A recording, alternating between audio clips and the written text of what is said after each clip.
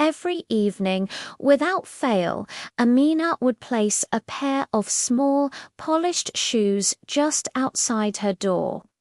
They sat there, neat and clean, as if waiting for someone to step into them. Her neighbors, watching from their windows, would whisper amongst themselves, "Why does she do that?" One would ask, "It's so strange. There's no child in that house." And they were right. Amina lived all by herself. Years ago, her life was very different. She worked as a cleaner at a busy city hospital. It was a job where she felt invisible. Doctors, nurses, and families rushed past her every day, their minds on urgent matters, never even glancing her way. She was just part of the background, a silent witness to the daily dramas of life and loss. One freezing winter night, as she was mopping the long, sterile corridor, she saw him. A little boy sitting all alone on a cold plastic chair.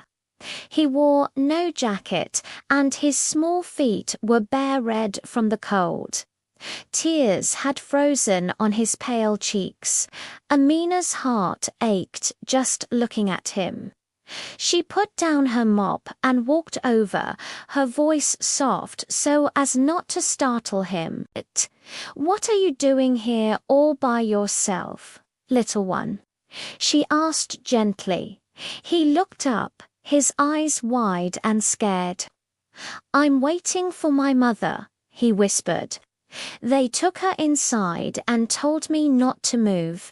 Amina watched over him as the hours crawled by. The hospital buzzed with its usual late-night urgency. Doctors with grim faces rushed past.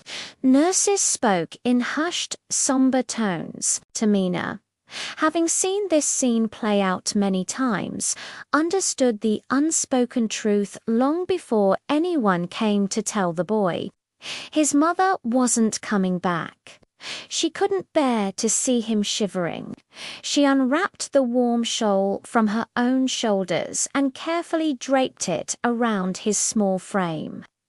"You must be so cold," she said, her voice full of a warmth he hadn't felt all night. She didn't leave his side. She found him a warm drink and a small snack from the staff room. She sat with him, holding his tiny cold hand in hers, until his exhausted eyes finally fluttered shut, and he fell asleep, right there in the chair. The next morning, the bright light of day brought with it social workers.